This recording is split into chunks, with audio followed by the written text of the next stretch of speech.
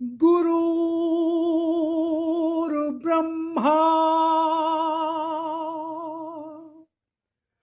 गुरुर्विष्णु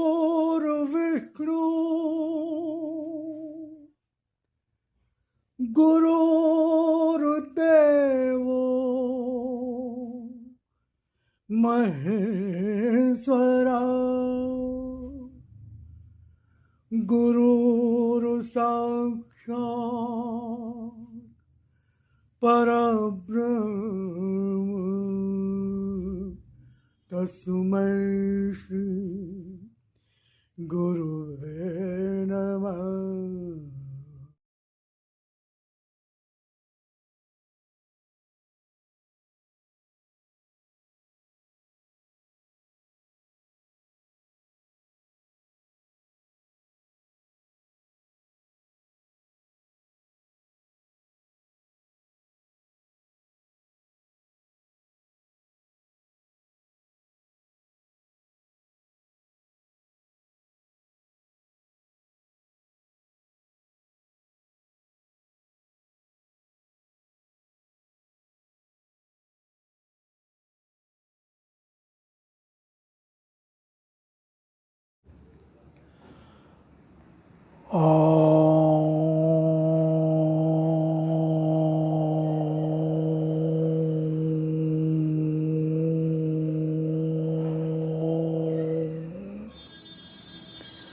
ॐ भूर्भुवः स्वः तत्सवितुर्वरेण्यं भर्गो देवस्य धीमहि धियो यो नः प्रचोदयात्। हे प्राण स्वरूप, दुख नाशक, सुख स्वरूप परमात्मा, मैं तेरे उस अनिर्वचनीय तेज का ध्यान करता हूँ जो आनंद देने वाला है। हे प्रभु, मेरी बुद्धि को और मेरे कर्मों को अपनी ओर ले चलो। ओम ओम ओम। आपका स्वागत है। आशा करते हैं ईश्वर कृपा से आप सपरिवार आनंद से होंगे। तो आज हम भगवत चर्चा करेंगे। भगवान की वाणी का पाठ, भक्त और भगवान, आदेश है ईश्वर का, अध्याय भाग 4, आदेश है ईश्वर का भाग 4, अध्याय 23, 4/23। जीवन को सत्यमय बनाने की कर्म चेष्टा ही तो मुझे चाहिए। जीवन को सत्यमय बनाने की कर्म चेष्टा ही तो मुझे चाहिए। तो इसको हम सुनेंगे। और इसके पहले मैं भगवान की वाणी का थोड़ा सा परिचय देता हूँ उन नए मित्रों को, नए साथियों को जो पहली बार उसको सुन रहे हैं, जानने की कोशिश कर रहे हैं, देख रहे हैं। और जो लोग पहले से परिचित हैं, भली बात ही जानते हैं। समय का अभाव है तो मैं टाइमिंग दे देता हूँ, उसके आगे से वो वीडियो को देख सकते हैं, भगवान की वाणी के पाठ को सुन सकते हैं। तो भगवान की वाणी, जैसा कि भगवान की वाणी ही है साक्षात, किसी इंसान, साधारण साधु, संत, महात्मा, सिद्ध संत, परम पूज्य देवी माँ के अपनी सोची समझी हुई बात नहीं है, नहीं कहा गया है। उनके अपने कोई शब्द, अपने कोई विचार नहीं है।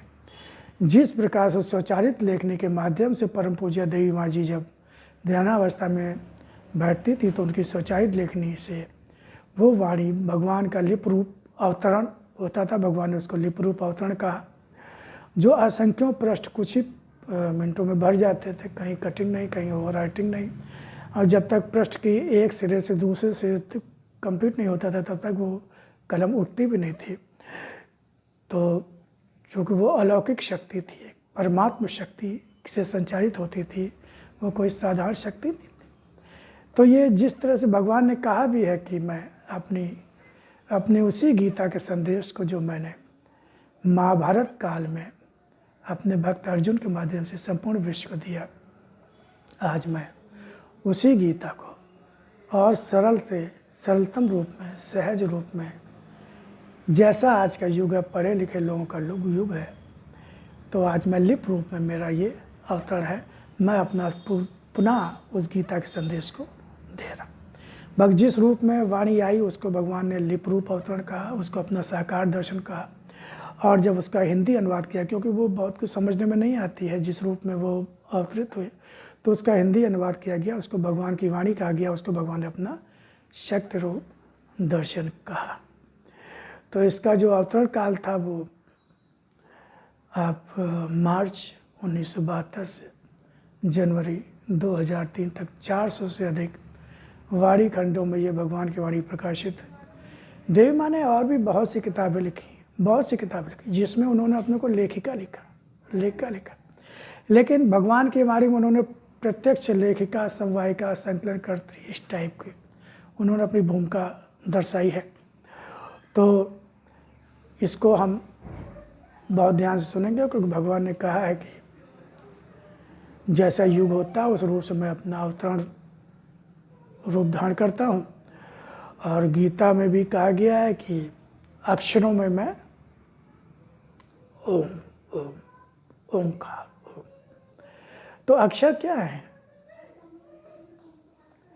अक्षरों में तो ब्रह्म कौन है? अक्षर ब्रह्म, ओम अक्षर, मैं अक्षर, भगवान अक्षर ब्रह्म। तो अक्षरों का समूह है। क्यों आना पड़ा? इसलिए आना पड़ा कि हम लोग गीता, रामायण, बहुत सारे वेद, उपनिषद, इनको हम समझ नहीं पा रहे, जान नहीं पा रहे। कोई बताने वाला, सही बताने वाला नहीं है, कोई मार्गदर्शन करने वाला नहीं है। एक तो हम जाना नहीं चाहते, और जाना भी चाहते भी हो तो उनको पहचान नहीं पाते हैं। जो सही लोग हैं, जो सच्चे लोग, जो भटक जाते हैं, ठगे जाते हैं, लूटे जाते हैं, क्योंकि हमें उनकी पहचान ही नहीं है। अब वो हमारी अज्ञानता का लाभ उठाते हैं, व्यापारी हैं, बिजनेसमैन। तो भगवान ने कहा कि जो मुझे पाना चाहता है, मुझे पहचानना चाहता है, क्योंकि आज का जो युग है वो साधारण युग नहीं है। राक्षसी शक्तियाँ, आसुरी शक्तियाँ बढ़ रही हैं, उनके प्रकोप बढ़ रहे हैं, प्राकृतिक प्रकोप बढ़ रहे हैं, रोग बढ़ रहे हैं, बहुत सारी चीज़ें हो रही हैं। तो वही सुरक्षित है जो मेरी शरण में होगा, जो मेरी शरण में होगा। तो जो मेरा भक्त है, जो सज्जन है, जो मेरी शरण में आना चाहते हैं, जो अच्छा जीवन जीना चाहते हैं, जो एक सच्चे इंसान का, मानव का जीवन जीना चाहते हैं, तो ये आसुरी शक्तियाँ हैं जो मनुष्य की खाल में जो भेड़िए हैं, मनुष्य की खाल में जो भेड़िए चारों ओर घूम रहे हैं, जिनको हम मनुष्य समझते हैं, लेकिन वो अंदर से वो भेड़िए हैं, पशु हैं, वो जानवर है, राक्षस है। वो खाली उनकी शकल से हम भ्रमित हो जाते हैं और बाद में फिर परेशान होते हैं। तो उनसे कैसे बचेंगे? भगवान ही तो बचाएंगे, भगवान ही तो बचाएंगे। तो आज भगवान स्वयं प्रत्यक्ष हैं, लेकिन उसके लिए हमें उनकी शरण में जाना होगा, उनको पहचानना होगा। आज भगवान अपने आगम का संदेश दे रहे हैं, अपनी पहचान दे रहे हैं। आज जन जन तक पहुँचो जहाँ अंधकार है, उस मन तक पहुँचो जहाँ मेरी पुकार है। तो कहीं जाने की जरूरत नहीं है। भगवान की वाणी आप सत मंदिर नगर लखनऊ से आप प्राप्त कर सकते हैं। एड्रेस भी आ जाएगा, उसमें देखिए। नहीं तो भगवान की वाणी, भगवान ने किसी तरह से कृपा भगवान की है कि थोड़ा माध्यम मैं भी कोशिश करता हूँ भगवान की दया कृपा से कि भगवान की वाणी को आप तब तक संदेश को पहुँचा सको। लेकिन भाग्य, भगवान ने कहा कि भाग्य प्रबल होता, भाग्य प्रबल होता, भाग्य से ही संचालित बुद्धि होती है। अगर भाग्य विपरीत है, दुख कष्ट भोगने हैं, तो भगवान की शरण कैसे मिलेगी? भगवान की शरण मिल जाएगी तो वो दुख कष्ट कौन भोगेगा? वो पाप का दंड कौन भोगेगा? लेकिन स्वतंत्र योनि भी है, भगवान ने कर्म करने स्वतंत्रता दी है, विवेक दिया, बुद्धि दी है। अब भगवान ने कहा मैं हर क्षण साथ में, अगर मेरी शरण में आना चाहोगे तो कैसा भी भाग्य हो तुम्हारा, कितना भी हीन भाग्य हो, जब भाग रचयिता के शरण में आ जाओगे तो भाग्य क्या बिगाड़ पाएगा? भाग्य क्या बिगाड़ पाएगा? जब जो मेरी शरण में आ गया तो वही सुरक्षित जो मेरी शरण में है। तो इसको बहुत ध्यान से सुनना है, इसको समझना है, एक एक शब्द को। मैं भगवान की वाणी के पाठ को शुरू करता हूँ। 4/23 जीवन को सत्यमय बनाने की कर्म चेष्टा ही तो मुझे चाहिए। जीवन को सत्यमय बनाने की कर्म चेष्टा ही तो मुझे चाहिए। समय के गर्भ में समाया मेरी शक्ति का वह रूप जो मेरा प्रलय रूप है। देखो शीघ्र ही जो जन्म लेने जा रहा है। यही तो है मेरा संपूर्ण सत्य, जो आज मनुष्य को शीघ्र ही प्राप्त भी होने जा रहा है, उसी रूप में जिस रूप में वह आज तक मुझे देता रहा है। असत्य देने वाला मेरी कृपा नहीं, मेरा वह रूप जो असत्य को सत्य के आवरण में छिपा कर देता है, देखना कि वह उसी का कौन सा रूप प्राप्त करता है। मैंने आरंभ से ही मनुष्य को बार बार चेतावनी भी दी है और प्यार भरा आश्वासन भी दिया था। यदि वह चाहता तो जीवन का नया ही रूप बना सकता था, मगर उसे मेरी शक्ति से अधिक स्वयं अपनी ही शक्ति और अपने ही असत्य पर विश्वास रहा है। कल्याणकारी शक्ति का भी दर्शन दिया ही है मैंने। जो भी मेरे चरणों में क्षण के लिए भी आया, प्रार्थना भरा रूप भक्ति के अर्थ में लेकर आया है।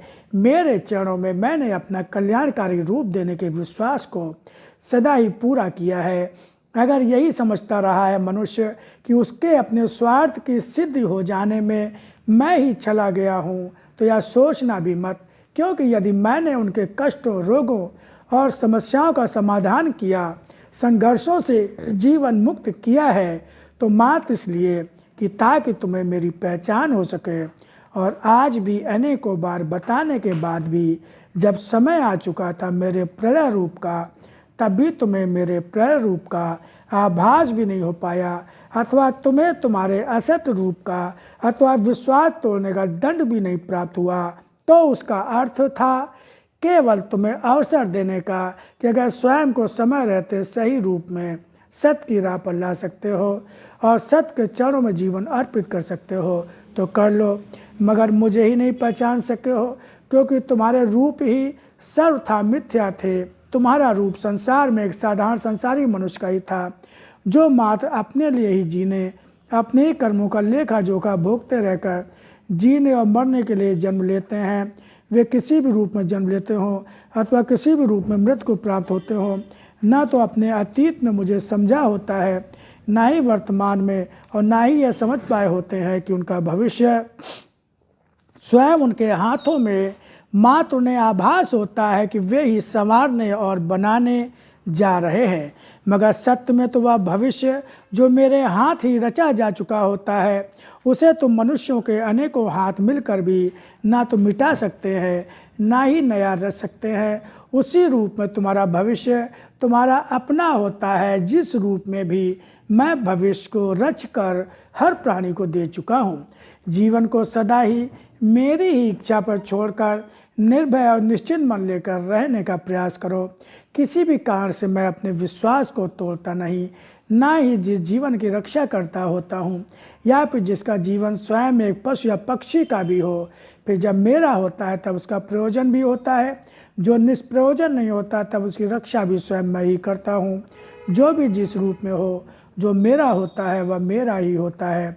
जिसे भी तुम्हारे लिए तुम्हारा ही आश्रय दे दिया, वह तो तुम्हारे लिए भी उतना ही निकट ही रहकर मेरी ही अपनी इच्छा को पूरा भी कर रहा है और मेरी ही इच्छा से जीवन का सर्वश्रेष्ठ रूप ही पा रहा है।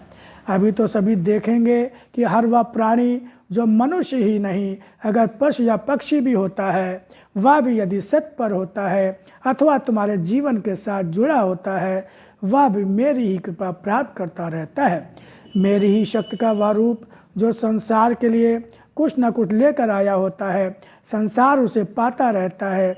जहाँ जीवन में मात्र असत्य ही हो अथवा किसी भी रूप में असत्य विश्वासघात का रूप ले चुका हो, वह मनुष्य भी मनुष्य भी हो, वह मनुष्य भी हो तो भी क्या, मैं उसे किसी भी मूल्य पर क्षमा नहीं करता।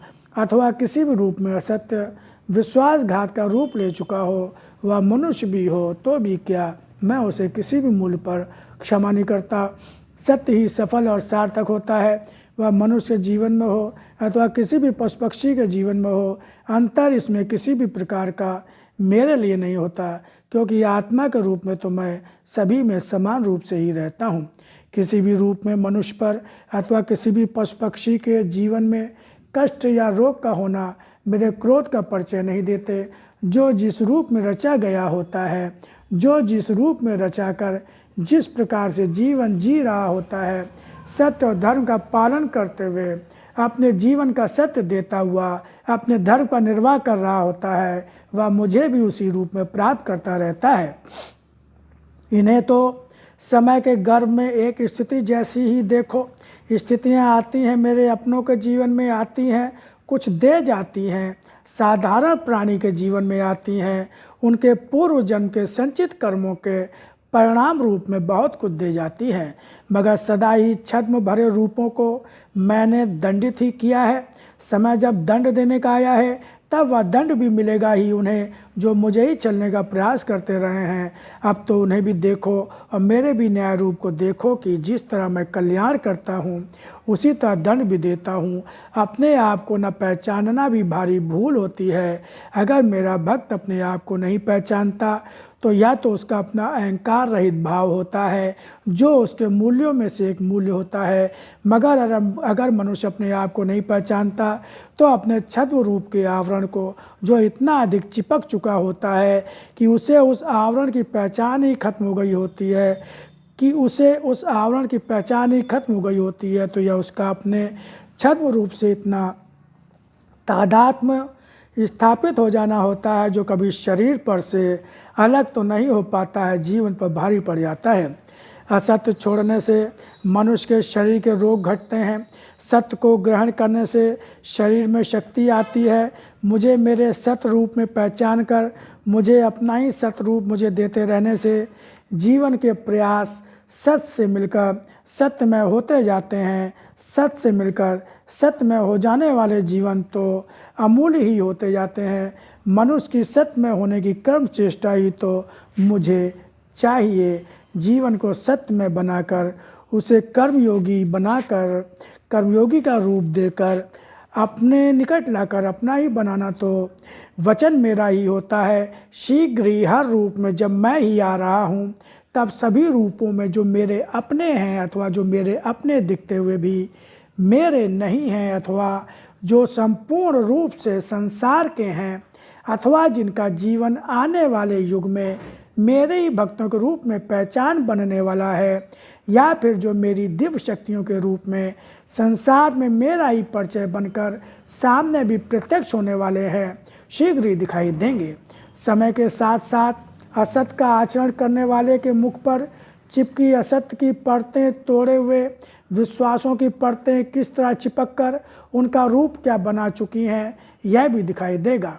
जो दिव्य शक्ति के रूप में आते हैं उनकी अपनी दिव्यता की सुरभि और रूप भी किस तरह बढ़ता जाता है, यह भी दिखाई देगा। यह भी प्रत्यक्ष होगा कि वे दिव्य रूप जो मेरे ही अपने हैं वे सर्वथा संसार से अलग ही दिखाई देंगे, मेरी पहचान भी बनेंगे। उनकी जो इच्छा मेरे प्रति मुझसे ही जुड़ी हुई रही है, जिनके अपने मन की भक्ति और प्यार मुझसे मात्र मेरे ही लिए रही है, उन्हें भी अपने जीवन में अभूतपूर्व परिस्थितियों के वे रूप मिलेंगे जो उनके लिए वह लेकर आ रहे दिखाई देंगे, जो हर किसी को नहीं प्राप्त होते। मगर ऐश्वर्य जिनके चरणों में बिछ जाता है, ऐश्वर्य के पीछे वे भागते नहीं हैं, मगर ऐश्वर्य स्वयं उनके अपने ऐश्वर्य का रूप ही बन जाता है। जो वे चाहते हैं वही तो उन्हें मेरी कृपा और वरदान के रूप में किस तरह मिलता जाता है, यही तो उनके लिए लेकर मैं आया भी हूँ। इसके अतिरिक्त शीघ्र ही देखो, समय के गर्भ में समाया मेरा वह प्रलय का भी रूप लेकर जो भयंकर स्थितियाँ और भयंकर ही काल रूप में असंख्यों का काल बन चुका है, किस तरह आ रहा है। समय के गर्भ में समाया मैं ही वह ताप भी हूँ जो जब ताप बनकर आता है तो रूप होता है मेरा आग का, जो इस तरह तप्त कर देता है जैसे अग्निवर्षा का ही रूप बनकर बिखर जाने वाला अनेकों को समेट कर समाप्त कर देने वाला है। समय के गर्भ में समाया ही है मेरा हिम वर्षा का रूप, जो देखो कि किस तरह मैं ही हिम रूप में बरस रहा हूँ, किस रूप में मैं ताप बनकर अग्नि रूप लेकर बरस रहा हूँ, किस जगह मैं भूकंपों की स्थितियाँ बनकर संसार में अनोखा रूप बनकर आ रहा हूँ। चारों ओर की बढ़ती हवाओं का वेग भी मैं ही तो हूँ। हर ओर जहाँ मृत्यु है वह भी अपने काल रूपों में अपने हाथों का दर्शन कराता हुआ भी मैं ही तो हूँ। भक्तों पर कृपा करता, सत्य पर आश्रित प्राणी की जीवन रक्षा का वरदान देता, अन्याय करने वाले को दंड देता मैं ही तो हूँ। यह धरती और आकाश, सूर्य और चंद्रमा, समुद्र और समुद्र में उठती लहरें और लहरों का वेग भी मैं ही तो हूँ। मगर उन्हें जब देख कर भी उनमें मुझे ही नहीं पहचाना, तब देखो कि मन में जब तुम्हें भी मेरी पहचान हो जाएगी, तब देखो कि वह रूप मेरा जब वेग पर होता है तब कैसा होता है। अभी तक तो समय के गर्भ में जो था उसका जो रूप तुमने देखा वह तो छाया मात्र था। अब तक तो जो देखा, जो ऐसा कई वर्षों से नहीं देखा था, मगर अब वह भी देखो और सुनो कि जो कभी सहस्त्रों वर्षों पूर्व में हो चुका था वह भी अब होने जा रहा है। मनुष्य की बौद्धिक प्रगति उसे जैसा कि लगता है कि वह प्रगति पथ पर है, मगर उसकी प्रगति और उस प्रगति पथ पर बढ़ता दिखाई देता हुआ जीवन, जो अगर अनेकों की लाशों के ऊपर बढ़ता रहा है और आगे किन्हीं जीवनों को अपना मार्ग बनाकर बढ़ने जा रहा है, तो यह उनकी भयंकर भूल धरती में ही समझ आएगी। समय मेरा दर्शन लेकर आया है। किसको कैसा दर्शन देता है देखो। किस तरह जब मैं किसी भी रूप में बढ़ता हूँ तो मेरे रूपों का दर्शन भी अपार समुद्र की गति, शक्ति और रूप लेकर ही बढ़ता है। समय तो मैं ही हूँ। यह अगर आज मनुष्य अपने असत भरे रूप को लेकर अहंकारवश मुझे नहीं पहचाना है तो अब पहचानेगा। किस तरह हर छद्म रूप शीघ्र ही धारशायी हो जाएगा और सत रूप चारों ओर अपने सारे रूपों में प्रत्यक्ष होकर संसार में सूर्य की भांति ही दिव्य प्रकाश बनकर छा जाएगा। दिव्य प्रकाश को धारण किए हुए मेरा सत्य का सूर्य देखो, उसकी असंख्यों किरणों में बढ़ते मेरे रंग देखो। देखो समय अब निराशा का नहीं, सत्य के भक्तों के लिए, सत्य रूप में आते भक्तों के लिए, सत्य से सवरे जीवन के लिए सत्य रूप लेकर ही आ रहा है। मेरी हर वह बात जो आज तक मेरी वाणी के माध्यम से सुनते और पढ़ते रहे हो, उसे उसके निर्माण होते रूप में, अतः उसे ही निर्मित होते देखो कि किस तरह सब कुछ जो मैं चाहता हूँ वह होता तो है, मगर मनुष्य उसे ही स्वतः सिद्ध होने वाला रूप यदि मानता है तो उसे स्वतः सिद्ध रूप में भी देखो। और मेरी प्रेरक शक्ति किस तरह कब अपने अदृश्य रूप में रहकर भी कौन सा कार्य किस तरह करती है यह भी देखो। समय अब सागर की लहरों के बढ़ने और भयंकर गति लेने का भी है और कहीं हर रूप लेकर ठहर कर ठोस रूप बन जाने का भी है। ये तो मेरे ही विविध रूप हैं, जब हर स्थान पर एक ही समय में अनेकों रूप लेकर दर्शन देने जा रहा हूँ। तो ये आपने अभी सुना, जीवन को सत्यमय बनाने की कर्म चेष्टा ही तो मुझे चाहिए। अब इसके आगे का जो पाठ होगा, जो एपिसोड होगा, वो होगा आदेश है ईश्वर का भाग 4 अध्याय 24 4/24। समय की आंधी के वेग से अस्तित्व को बचा लो, मुझे समर्पित होकर तो जन जन तक पहुँचो जहाँ अंधकार है, उस मन तक पहुँचो जहाँ मेरी पुकार है। तो ये एक गिलहरी सा एक प्रयास छोटा सा है, भगवान की दया से, उन्हीं की शक्ति सामर्थ्य बल से जो आप तक भगवान के आगम को पहुंचाने का प्रयास हो रहा है। तो आप इसको पहचानने का प्रयास करिए और बहुत गंभीरता से इसको सुनिए, क्योंकि भगवान ने कहा है कि ये समय असाधारण समय है। इस समय में वही सुरक्षित है जो मेरी शरण में होगा, अन्यथा जब तक उसका भाग्य साथ दे रहा होगा। जब भाग्य साथ नहीं देगा और भगवान के शरण में तो हम गए ही नहीं, तो फिर हमारी रक्षा कौन कर पाएगा? ना मोदी जी कर पाएंगे, ना प्रधानमंत्री, ना मुख्यमंत्री, ना सेना, ना पुलिस, ना शक्ति, ना सामर्थ्य, ना बल, ना रुपया, ना पैसा, ना परिवार, ना समाज, ना लाखों करोड़ों हमारे फॉलोअर्स, जो भी कोई नहीं बचा पाएगा, कोई भी नहीं बचा पाएगा। एकमात्र भगवान ही है जो उसकी शरण में हम चले जाएंगे तो वो हमारी रक्षा करेगा। ओम ओम।